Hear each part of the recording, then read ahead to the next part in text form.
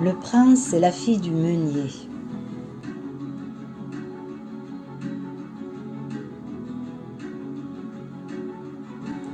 Dans les archives de notre beau village de Bouxières-aux-Dames, il y a des faits qui sont avérés et homologués par l'histoire.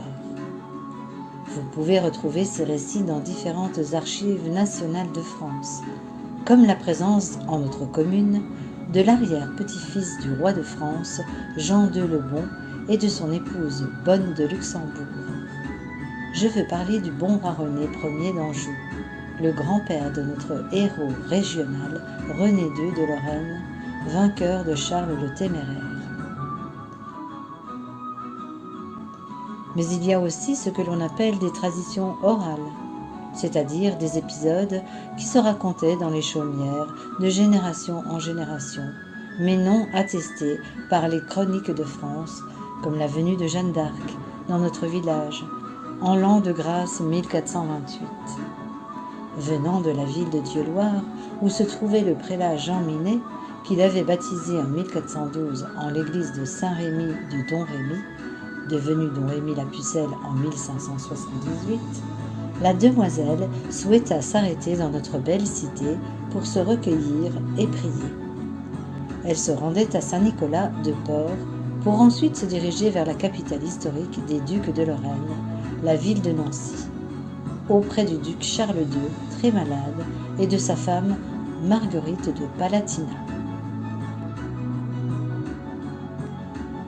Il est vrai qu'il est très difficile de penser que de tels personnages historiques aient pu fouler un jour notre sol lorsque l'on songe à notre commune qui, aujourd'hui, nous semble tout à fait quelconque, presque endormie.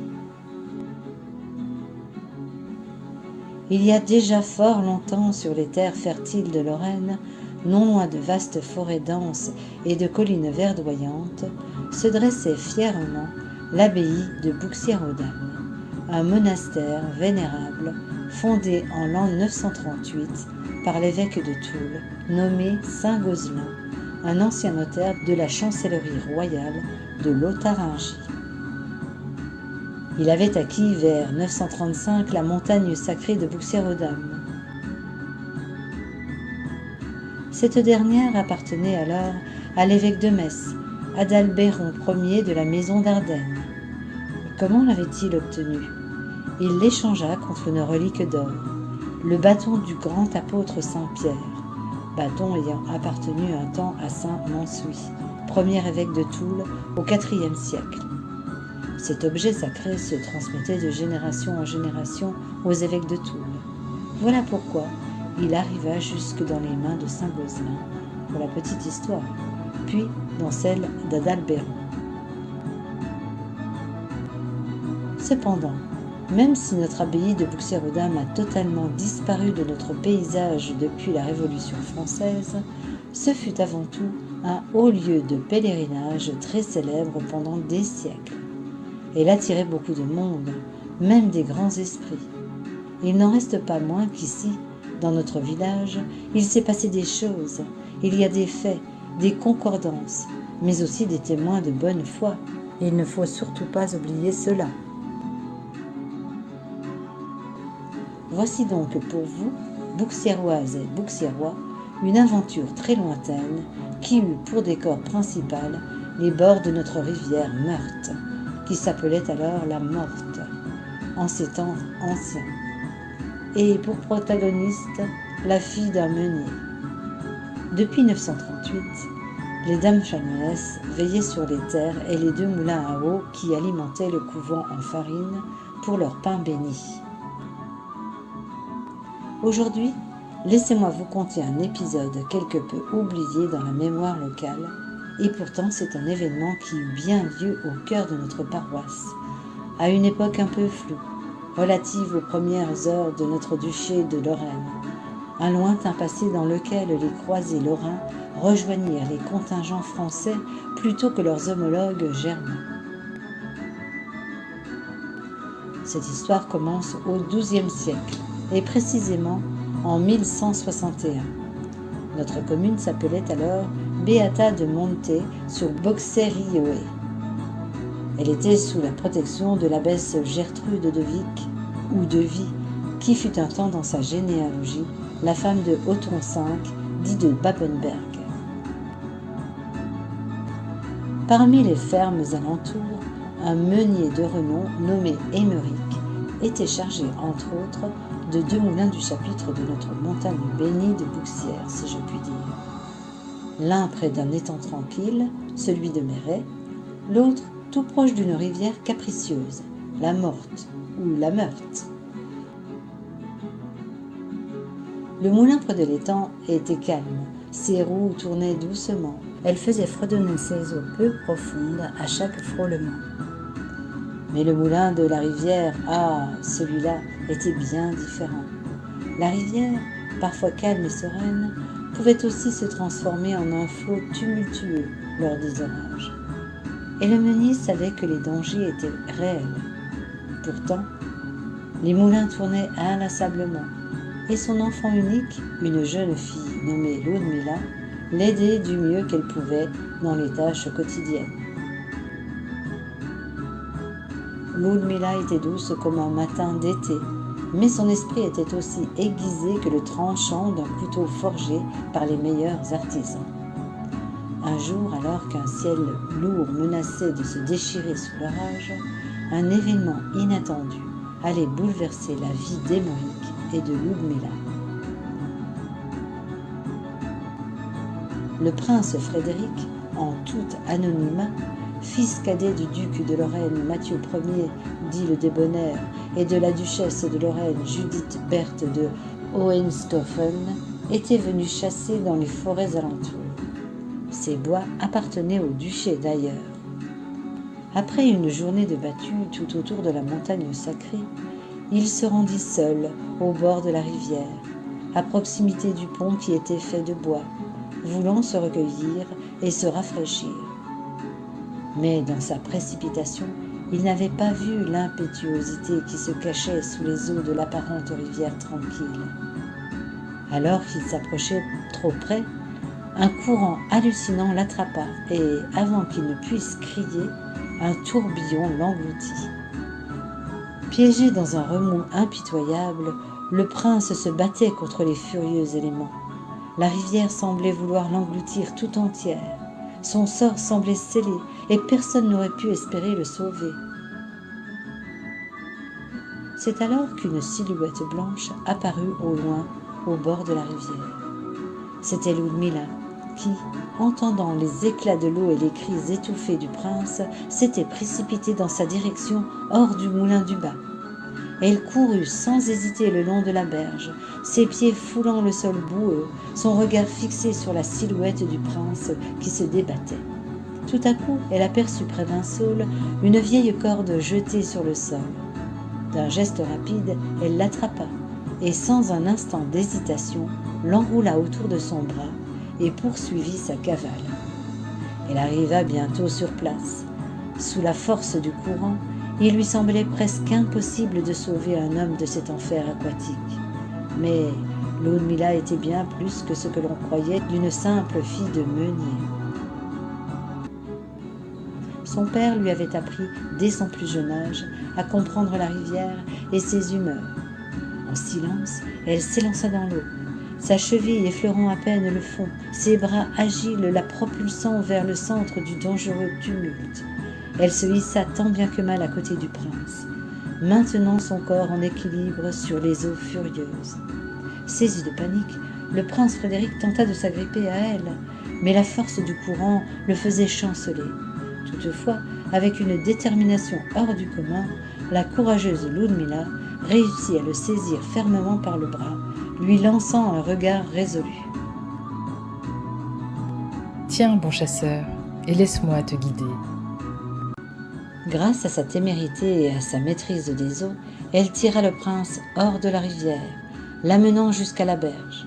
Là, elle le tint jusqu'à ce qu'il puisse se reposer sur le sol solide.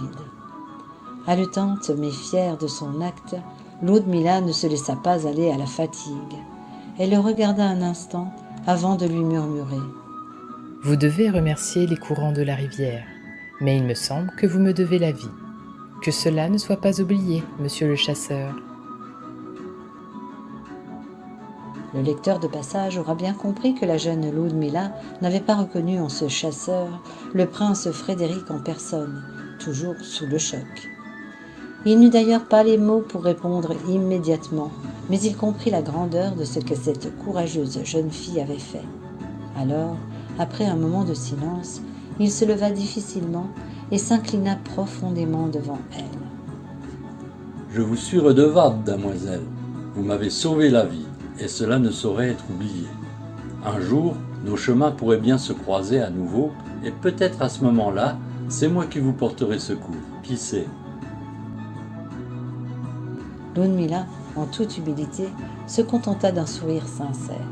Elle connaissait son devoir et son rôle auprès de son père, mais elle savait également que, ce jour-là, la rivière avait choisi de lui faire confiance et qu'elle n'avait fait qu'accomplir ce que la nature lui avait enseigné. Le prince Frédéric retourna en direction de son château ducal de Nancy avec une gratitude infinie pour celle qui lui avait sauvé la vie. Les jours suivants, la nouvelle du courage de Ludmilla se répandit dans notre bourg et même à travers les villages voisins. La mère supérieure de l'abbaye de Bouxières-aux-Dames, Gertrude de Vic, fut bien évidemment au courant des faits et très reconnaissante, et sur les conseils avisés du chambellan du duc, offrit discrètement au meunier Émeric une récompense pour, disait-elle, ses services, mais plus encore dans sa tête secrètement, à l'intention du cœur noble de sa fille, il faut bien le dire.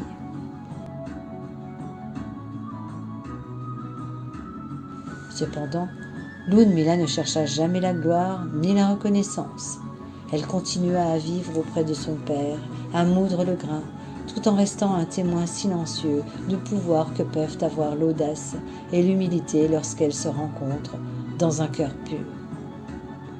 Et ainsi, sur les terres de Lorraine, son histoire commençait bien vite à se transmettre de bouche à oreille, rappelant à tous que, parfois, le plus grand des héros peut être celui qu'on attendait le moins. Les jours et les semaines passèrent, et la brise qui soufflait sur les terres de la Lorraine semblait plus douce, presque comme si la nature elle-même avait reconnu la grandeur du geste accompli par la jeune fille, il y a quelque temps de cela. Le prince Frédéric, bien qu'encore ébranlé par sa lutte pour sa vie, n'oublia jamais ce qu'il devait à la jeune meunière. Dans son château ducal, encore hanté par l'image de celle qu'il avait sauvée, il décida qu'il devait honorer sa bienfaitrice, non seulement pour son courage, mais pour sa beauté intérieure qui, à ses yeux, surpassait celle de toutes les princesses qui lui avaient été présentées à la cour de Lorraine. Après quelques mois de rétablissement, le prince, accompagné de ses conseillers, se rendit à Bouxières-aux-Dames. Là, au cœur du moulin, il invita le meunier Émeric et sa fille Ludmilla à se rendre dans la forteresse de Nancy. Quelle ne fut pas leur surprise d'apprendre la réelle identité de l'homme que la jeune fille sauva un jour de la noyade, le prince Frédéric en personne. Émeric, un homme humble mais fier, accepta sans hésiter cette invitation, solennelle et généreuse. C'était une occasion rare, un honneur sans égal pour lui et sa fille. Le jour de leur arrivée au château fut marqué par un beau défilé de la garde du prince et des bannières flottaient au vent. Les portes massives s'ouvrirent en grand et Frédéric les accueillit personnellement dans la cour royale. Ses yeux ne quittaient pas Ludmilla, qui, bien que timide, avait la tête haute, portée par la noblesse de son acte. « Bienvenue en ces lieux, » dit-il en s'inclinant légèrement. « Ce jour ne saurait suffire à exprimer ma gratitude. Vous avez sauvé ma vie, et pour cela, je vous en serai éternellement reconnaissant. » Ludmilla, un peu émue par tant de magnificence, répondit d'une voix douce, mais pleine de dignité. « Je n'ai fait que mon devoir, prince. La rivière m'a appris la patience et l'humilité, et c'est grâce à cela que je suis venue vous secourir. » La mère du prince Frédéric, dame Judith Berthe de Hohenstaufen, présente en ce château, observa attentivement Ludmilla. Une lueur de compréhension passa dans ses yeux. Elle s'approcha de la jeune fille et la contempla, touchée par sa modestie et son courage. Après un long silence, elle s'adressa à elle. « Je vois en toi une âme noble, damoiselle Ludmila. Ton cœur est pur et ton esprit est plus grand que ta condition. C'est pourquoi, en signe de reconnaissance pour ton dévouement, je t'offre une place à ma cour. Je te nomme dame de compagnie, et tu pourras, dès à présent, être en ma présence, partager mes conseils et apprendre les arts de la noblesse. » Les yeux de Ludmila s'écarquillèrent, mais il n'eut pas le temps de répondre car un sourire bienveillant de la duchesse mère la coupa dans son élan. Elle savait que cette décision changerait sa vie, mais elle comprenait aussi que c'était une chance unique. Son père, son humble foyer et ses moulins ne seraient jamais oubliés, mais c'était un honneur qu'elle ne pouvait refuser. Le prince Frédéric, qui n'avait pas détourné les yeux de Ludmila depuis qu'elle avait franchi les portes de la forteresse nancéenne, s'avança et, dans un murmure que seule elle entendit, lui dit « Si je puis ajouter à ce que ma mère a si gracieusement proposé, sache que j'ai vu en toi non seulement une grande femme, mais un cœur qui pourrait bien être le mien. Je suis tombé sous le charme de ton courage, Ludmila, et je me permets de dire que j'aimerais te connaître plus encore, au-delà des honneurs. Peut-être même trouverai-je la chance de t'aimer comme il se doit. » Ludmila rougit sous les mots du prince, son cœur battant la chamade. Elle n'avait jamais imaginé qu'un homme d'une telle noblesse puisse éprouver des sentiments si tendres pour elle, penser, une simple fille de meunier. Mais il y avait dans ses yeux une sincérité qu'elle ne pouvait ignorer. Frédéric la regarda alors, attendant une réponse. Elle prit une profonde inspiration, son regard croisant celui du jeune prince, et répondit d'une voix pleine d'émotion. « Mon prince, vous me comblez de vos mots, et il m'est difficile d'y répondre. J'ai toujours cru que mon cœur n'appartiendrait qu'à la rivière et aux 2 moulins de l'abbaye de la montagne de Bouxières. Mais il semble que le destin m'a fait croiser votre chemin. Si vous le permettez, je serai honoré de vous connaître davantage. » Les 2 jeunes gens se regardèrent dans un silence lourd de promesses et de possibles, alors que le meunier Émeric, humblement à l'écart, souriait de bon cœur en voyant l'avenir de sa fille se dessiner sous des cieux plus lumineux que jamais. Lorsqu'ils furent de retour à Bouxières-aux-Dames, Émeric se décida à se libérer d'un lourd secret qu'il avait gardé en lui depuis tant d'années et se livra à sa fille en ces mots. « Ludmila, ma fille, je voudrais que tu saches la vérité sur ta vie. Un jour, alors que tu étais encore une toute petite enfant, tu me fus confiée par l'abbesse de la montagne sacrée. En fait, tu n'es pas ma fille. Tu es de sang noble, mon enfant. Ton père s'appelle Mieszko III le Vieux, de la dynastie des Piast, et il est duc de la Grande Pologne. Et ta maman s'appelle Élisabeth d'Arpad, princesse de Hongrie, fille du roi Béla II. Ton vrai prénom est Wierzchoslava Ludmila. Tu es leur seconde fille et la 4e enfant de cette famille noble. Ton père fut contraint de te cacher en Lorraine pour protéger ta vie, car ta mère est décédée alors que tu étais encore tout petit bébé. Et la seconde femme de ton père avait songé t'abandonner par on ne sait quelle jalousie, ma pauvre enfant. C'est ainsi que tu es devenue ma fille, que j'ai tant désirée avec ma femme, que tu n'as pas connue également, et qui est morte alors qu'elle mettait au monde notre premier enfant mort-né, peu de semaines avant que tu arrives chez moi. » Dans un premier temps, Ludmila fut littéralement sous le choc d'une telle nouvelle si longtemps gardée en secret et faillit s'évanouir. Mais elle se reprit bien vite et en bonne fille reconnaissante envers ce père qu'elle avait considéré toute sa vie, se serra fort, très fort contre lui. Tous les 2 restèrent un long moment dans cette étreinte, en laissant échapper de leurs yeux de chaudes larmes de tendresse et de compréhension. Cette histoire vint bien vite aux oreilles de toute la cour de la cité ducale de Nancy, et le prince Frédéric comprit avec émoi que cette petite meunière avait en fait quelque chose de très puissant en elle, puisque de sang noble et royal. Il comprit que son amour envers elle avait eu un effet magique, mais aussi fantastique, et pour le coup empli d'un grand mystère inexplicable. Les jours passèrent, et l'évidente noblesse de Ludmila se manifesta encore davantage à la cour. La duchesse mère, Judith Berthe, était une maîtresse sage et bienveillante. Elle prit soin de guider la jeune duchesse dans les coutumes de la cour, les arts de la danse et des lettres. Mais bien vite, Ludmila se retrouva aux côtés du prince Frédéric et, plus que jamais, leurs regards se croisant sans cesse, comme si le destin les avait réunis dans un seul et même souffle.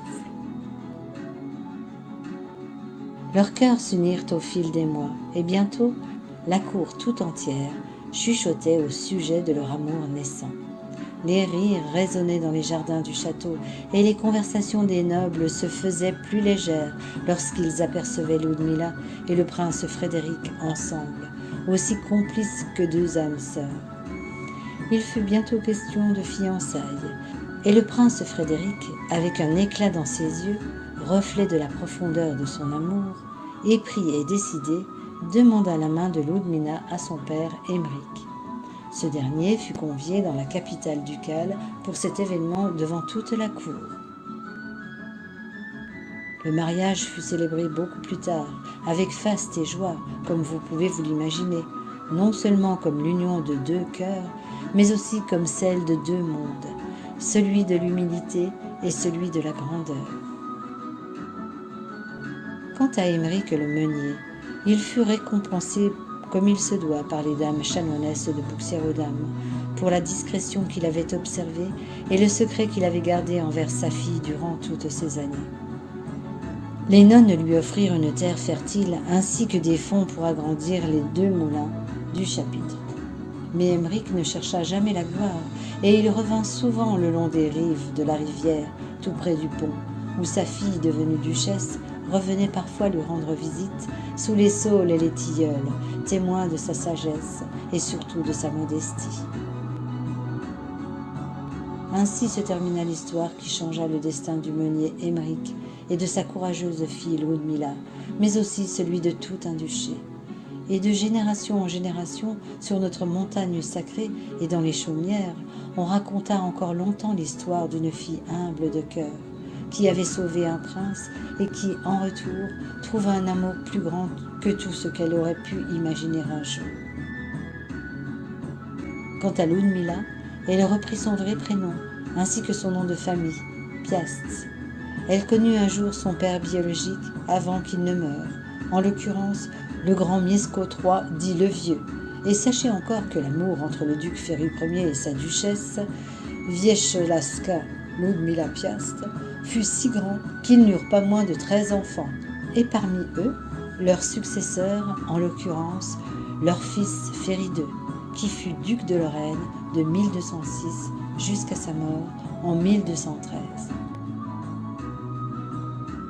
J'espère que cette légende oubliée que je viens de remettre au goût du jour vous a tenu en haleine pendant tous ces chapitres et que vous pourrez raconter un jour cette belle histoire à vos enfants ou vos petits-enfants, afin qu'elle perdure encore longtemps dans le temps. Mais au-delà de cette tradition orale bien de chez nous, vous devez comprendre que pour mener une enquête rigoureuse et précise concernant l'histoire de notre belle commune millénaire, les recherches et les investigations peuvent nous amener à éclairer certaines énigmes en totalité ou en partie. Retenez surtout, Bouxiéroises et Bouxiérois, qu'il existe bien d'autres repères cachés sur notre montagne, qui fut consacrée un jour à la Vierge Marie. Les indices et les clés de ces mystères sont à chercher dans des livres anciens, les archives municipales ou nationales, dans les rues de notre village, dans les sous-sols de nos vieux bâtiments encore existants, parfois à la lueur d'une bougie ou au cœur de la nuit, en recoupant les documents, les archives, les témoignages.